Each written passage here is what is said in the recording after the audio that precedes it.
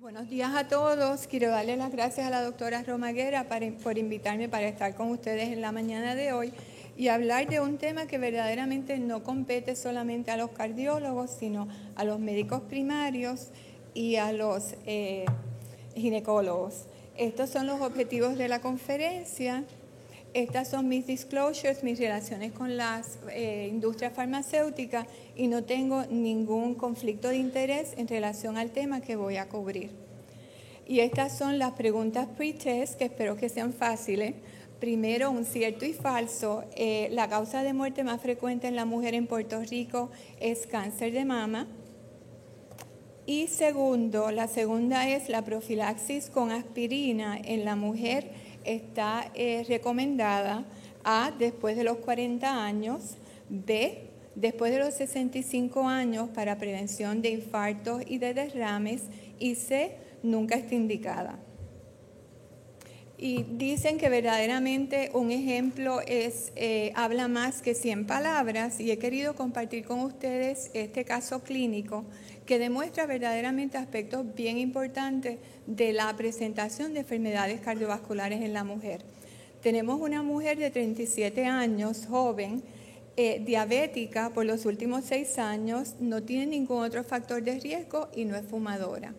Esta mujer presenta a la oficina del médico en julio 7 con dolor en el hombro izquierdo, que viene y va en las últimas 2 a 3 semanas y se empeora con el ejercicio y al subir escaleras.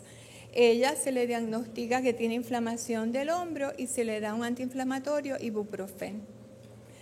Posteriormente regresa en julio 11 con persistencia de dolor en el hombro izquierdo, llega a sala de emergencia, el dolor se le ha empeorado y le ha aumentado la falta de aire y sobre todo al caminar y hacer las actividades diarias de su hogar.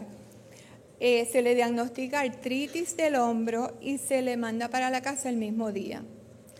2 días después llega a sala de emergencia con un dolor excruciante severo, acompañado con diaforesis profunda y falta de aire, y aquí ya piensan en que puede ser un dolor coronario, se le hace un electrocardiograma y tiene un infarto agudo con elevación del segmento ST.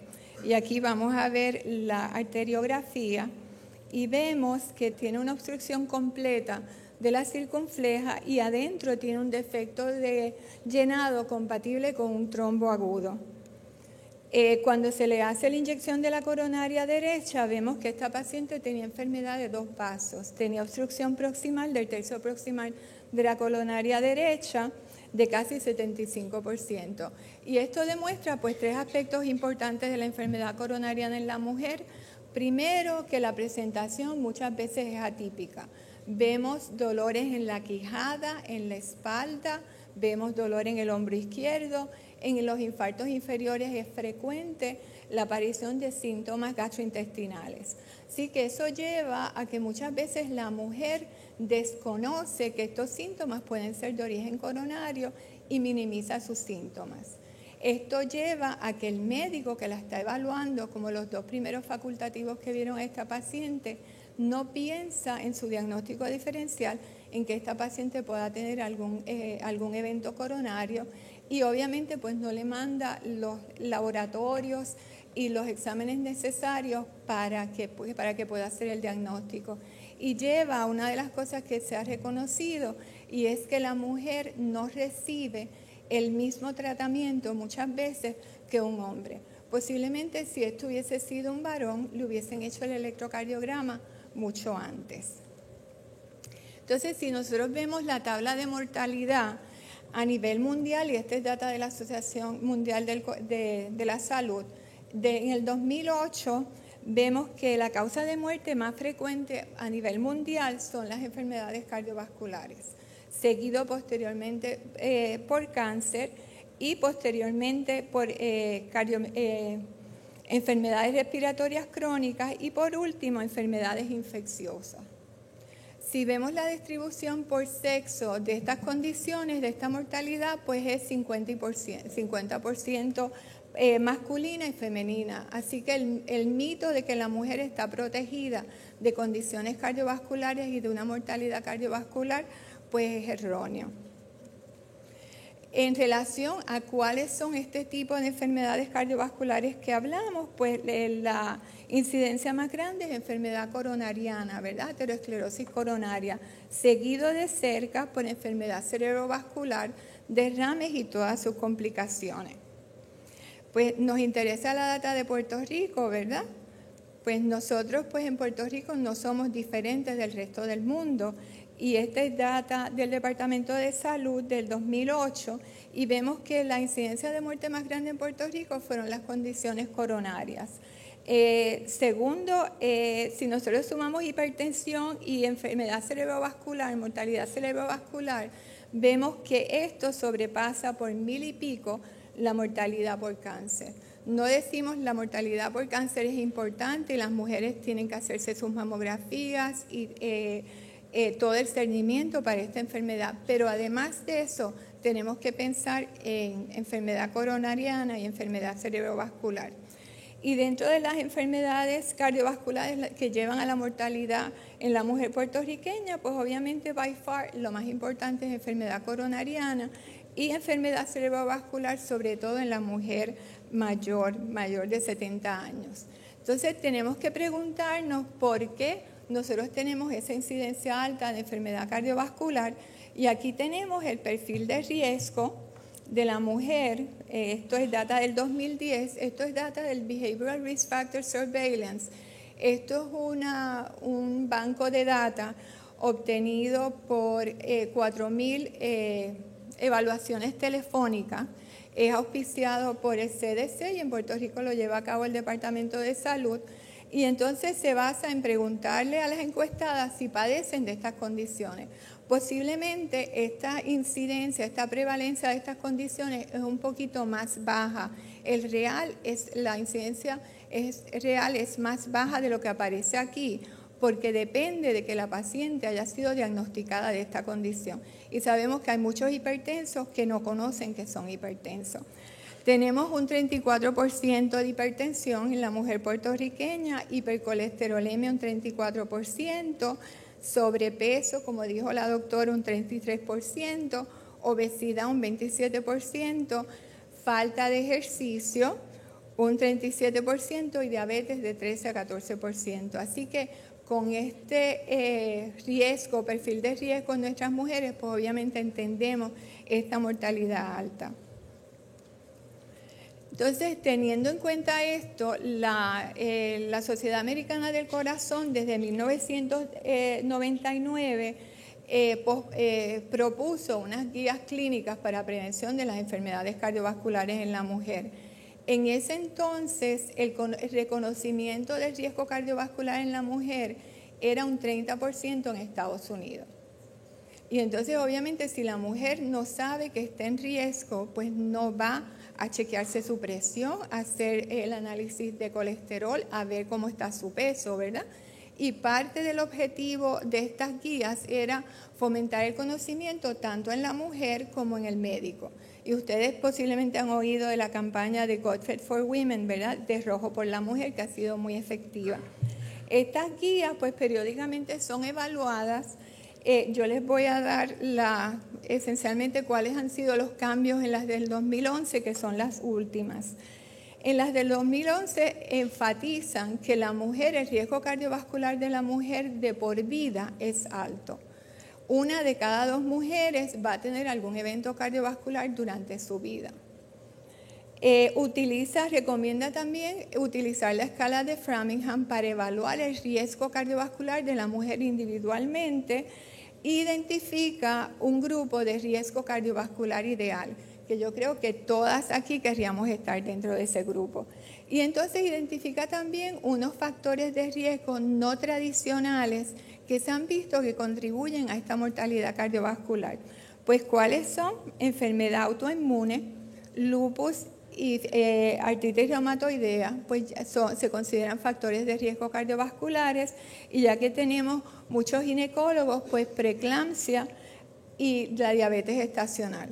Se consideran que estas son condiciones que desenmascaran inflamación endovascular, que nosotros sabemos que esto llevará posteriormente a la formación de la placa ateromatosa.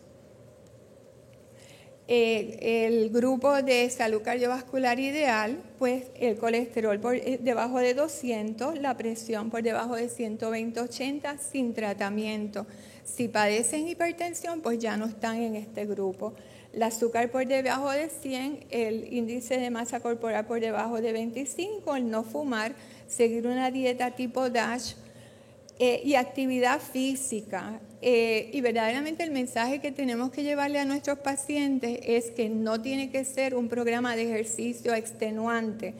Es 150 minutos a la semana de un ejercicio moderado, que eso sería como 20 minutos al día, que verdaderamente tenemos que buscar la forma en que el paciente pueda cooperar con nosotros.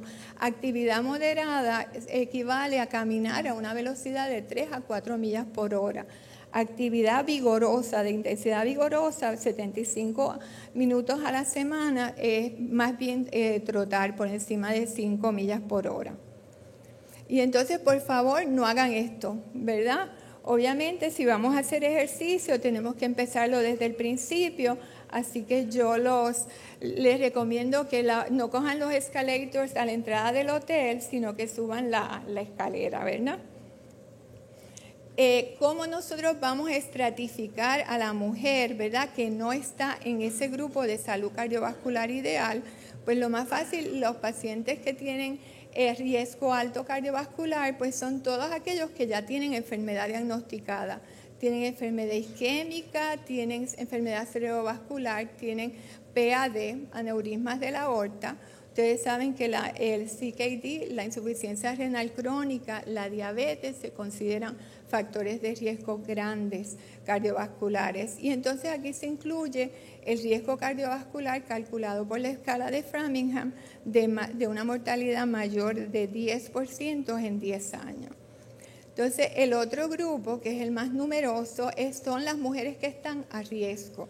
Y aquí pues nosotros vamos a ver todos los factores de riesgo tradicionales: el fumar, la hipertensión, dislipidemia, la obesidad, la dieta alta en grasas y alta en sal, la inactividad física, el historial familiar, la presencia, historial familiar de enfermedad prematura cardiovascular, ¿verdad?, en sus familiares, y el síndrome metabólico. Entonces aquí, como vimos, le había dicho anteriormente, pues tenemos unos factores de riesgo grandes, que son enfermedades autoinmunes y historial de preeclampsia y diabetes gestacional. Aquí tenemos dos incisos importantes, y es que se ha añadido evidencia por imágenes de enfermedad aterosclerótica temprana.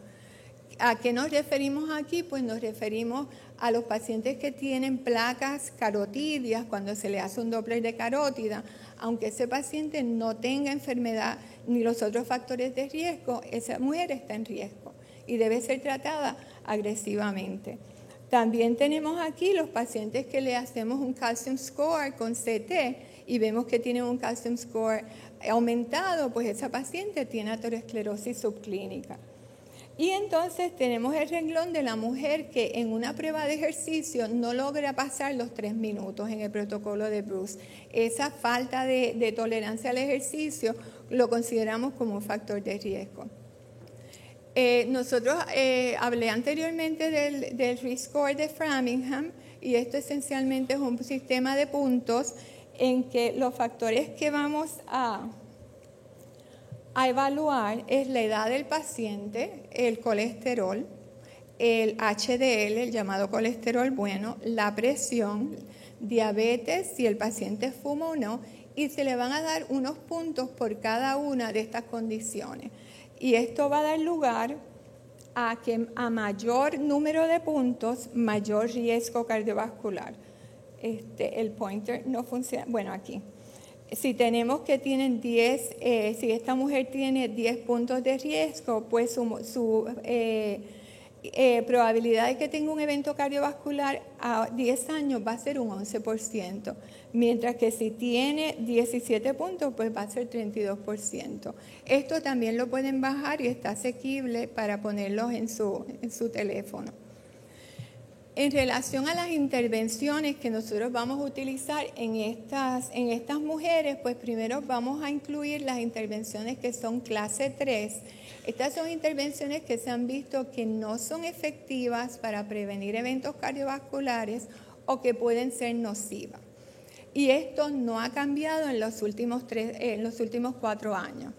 Y primero tenemos la terapia de reemplazo hormonal en la mujer posmenopáusica, o la utilización de los moduladores selectivos de los receptores estrogénicos.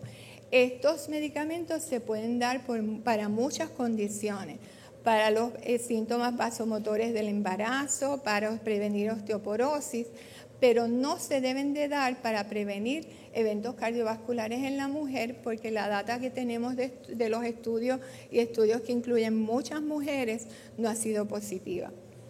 En la utilización de antioxidantes de vitamina E, vitamina C y betacaroteno, han habido muchos estudios que no demuestran que son efectivos para la prevención. La utilización de ácido fólico con o sin vitamina B6 o B12 es más o menos lo mismo.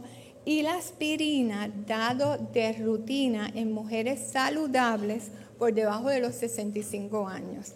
La mujer saludable de salud cardiovascular ideal de menos de 65 años no necesita aspirina profiláctica.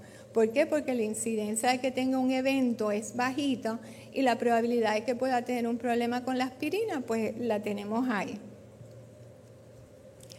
En relación a las intervenciones de los cambios de estilos de vida, pues obviamente son todos aquellos que van a conducir a la salud cardiovascular ideal. Pues obviamente no fumar, la actividad física, la dieta DASH, mantener un BMI normal y una cintura, como nos dijo la doctora, menos de 35 pulgadas, porque obviamente por encima de eso se asocia a síndrome metabólico. Y en relación a omega 3, y esto es un cambio que hubo en las recomendaciones últimas, se recomienda dar omega 3 en las mujeres que tienen dislipidemia, sobre todo triglicéridos elevados y HDL bajito. Fíjense que las recomendaciones especifican EPA, 1800 miligramos por día, porque es el omega 3 que más efecto a nivel de los lípidos sanguíneos puede tener. Y obviamente, pues la paciente que ha tenido un evento coronario o un stroke, pues la rehabilitación. En relación a tratamiento ya de medicamentos, ¿qué intervenciones nosotros vamos a utilizar en esas mujeres y que se ha visto que son estadísticamente beneficiosos para ellas? Pues tenemos la aspirina en la mujer que tiene ya enfermedad aterosclerótica establecida o ha tenido un derrame. Esa mujer debe de recibir aspirina de por vida si no tiene contraindicación. En la mujer diabética y en la mujer mayor de 65 años le damos la aspirina para prevención esencialmente de infartos. Hay una disminución esencialmente de derrames. Hay una disminución de infartos, pero estadísticamente no es tan rotunda la disminución de la mortalidad en relación a enfermedad cerebrovascular. Y esa mujer mayor de 65 años va a tener un riesgo de derrames mucho más grande. Warfarina o dabigatran o cualquiera de los anticoagulantes nuevos para prevención de derrames en pacientes que tienen fibrilación atrial, la utilización de beta bloqueadores 1 año después de un infarto agudo y indefinidamente en los pacientes que tienen fallo cardíaco. En relación a los inhibidores de ECA y los ARBs, pues se deben de utilizar después de un infarto en los pacientes diabéticos y en los pacientes que tienen fallo cardíaco con una fracción de expulsión menor de 40%. Y los bloqueadores de aldosterona en pacientes que tienen fallo cardíaco. Entonces, ¿cuáles son las intervenciones de los factores de riesgo más importantes? Pues obviamente queremos la presión en 120/80 y se recomienda farmacoterapia y cambios de estilos de vida para tratar los pacientes que tienen más de 140/90.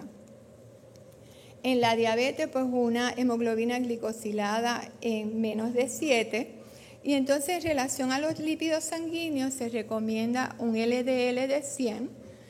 70 en los pacientes de alto riesgo cardiovascular, el paciente de derrame, el paciente de un infarto agudo, el goal de LDL debe de ser 70.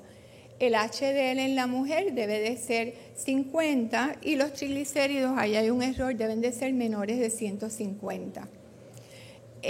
Primero vamos a utilizar farmacoterapia, cambios de estilos de vida y obviamente farmacoterapia en los pacientes que necesiten, que no han llegado a sus metas con los cambios de estilos de vida.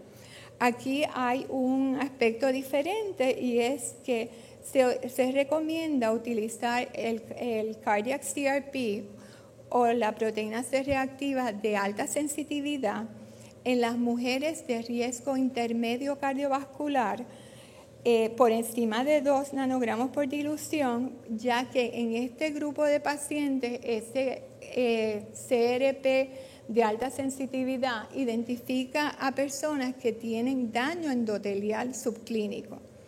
Y obviamente esto nos va a ayudar porque si tenemos un cardiac CRP por encima de 3, tenemos en nuestro armamentario de medicamentos las estatinas, que son medicamentos que sabemos que van a bajar ese cardiac CRP. Le traje esto porque frecuentemente yo veo, me refieren pacientes que para evaluación de riesgo cardiovascular, donde le mandan un CRP y aparece alto. Entonces tenemos que hacer la diferenciación que la proteína C reactiva, que vamos a decirle proteína C reactiva estándar, es un acute phase reactant que produce el hígado como respuesta a daño tisular, a inflamación o artritis. Y nosotros ya estábamos acostumbrados a utilizar ese CRP de esa forma. Este estándar CRP verdaderamente no mide niveles de proteína C reactiva normales. Mide niveles que muchas veces son 1000 veces lo normal, ¿verdad? Asociados a este tipo de inflamación o de infección. Entonces, el que es un riesgo cardiovascular cuando está alto es el CRP medido por la técnica para evaluar de high sensitivity, también es llamado el cardiac CRP. Y lo tenemos que especificar de esa forma, ¿verdad? Y estos niveles altos, como le dije anteriormente, detectan inflamación endotelial.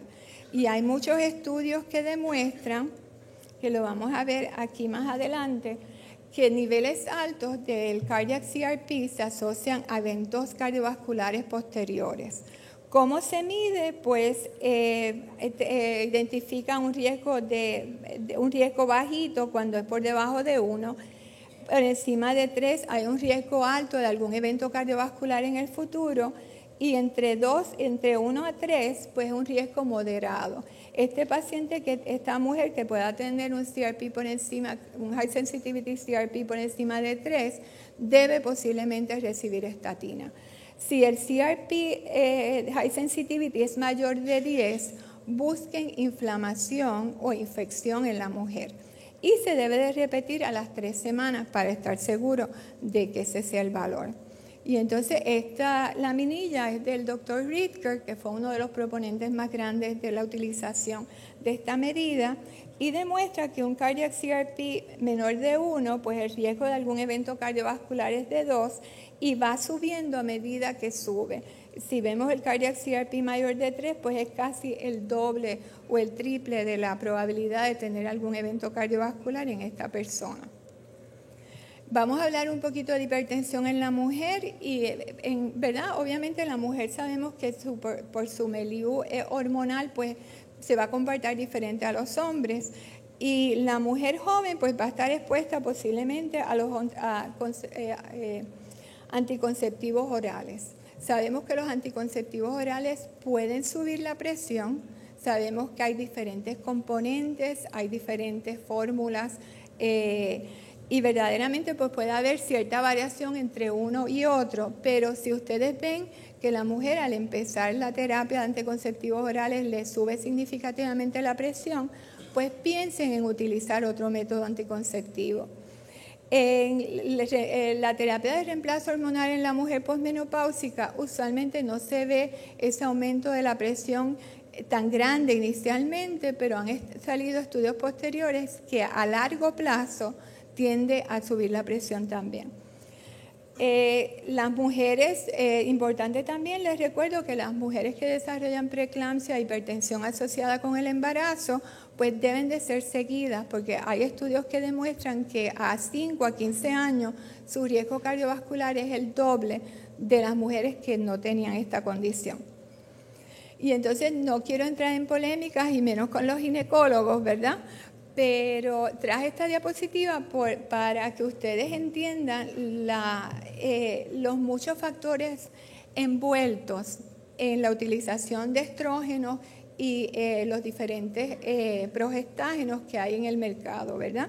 Y es que estas moléculas pues tienen unos efectos cardiovasculares grandes a nivel de los lípidos sanguíneos, a nivel de la presión, pueden alterar la tolerancia de azúcar, pueden tener efectos a nivel de la coagulación, de la agregación plaquetaria, de óxido nítrico, igual pasa con los progestágenos. Del punto de vista cardiovascular, lo que sabemos es que estos medicamentos no deben de ser dados para protección cardiovascular. Sabemos que pueden haber subgrupos de mujeres que a lo mejor podrían beneficiarse, pero verdaderamente hasta el presente no tenemos a nuestra disposición las técnicas para poderlas escoger. Posiblemente porque son diferentes moléculas, son diferentes formas de administrar el medicamento, se le puede dar a la mujer en diferente época de su vida. Hay estudios como el Women's Health Initiative, que una de las críticas fue que se le dio la terapia hormonal a mujeres bastante añosas, después de los 65 años, ¿verdad? Así que yo creo que aquí hay un campo bien fértil para la investigación, ¿verdad? Pero creemos que por lo menos hacerle ver que desde el punto de vista cardiovascular, pues no lo podemos utilizar para prevención. Sin embargo, tenemos data, por ejemplo, las estatinas, el control de la presión, que sabemos que si nosotros hacemos eso, vamos a disminuir la mortalidad cardiovascular. Entonces, obviamente, tenemos muchos conocimientos, muchas guías, pero ¿qué estamos haciendo con esto? Entonces, la Asociación del Corazón periódicamente, cada 3 años, hace encuestas telefónicas en relación al awareness, el reconocimiento que tiene la mujer en relación a sus riesgos. Y aquí empezó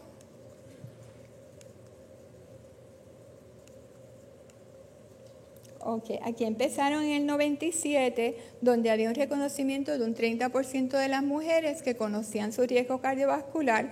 En el 2012 ya había subido un 65%, pero fíjense bien que es en la mujer blanca. Hay subgrupos en Estados Unidos, los afroamericanos y los hispanos, que verdaderamente su reconocimiento de su riesgo cardiovascular es bien bajito y está a la par de las mujeres blancas en el 97, que verdaderamente tenemos que tratar de impactar ese grupo de mujeres para mejorar sus outcomes eventualmente. Y entonces lo peor de todo es que una de las preguntas era que le preguntaron a las mujeres qué iban a hacer si estaban teniendo un infarto, si tenían un dolor de pecho sugestivo de un infarto.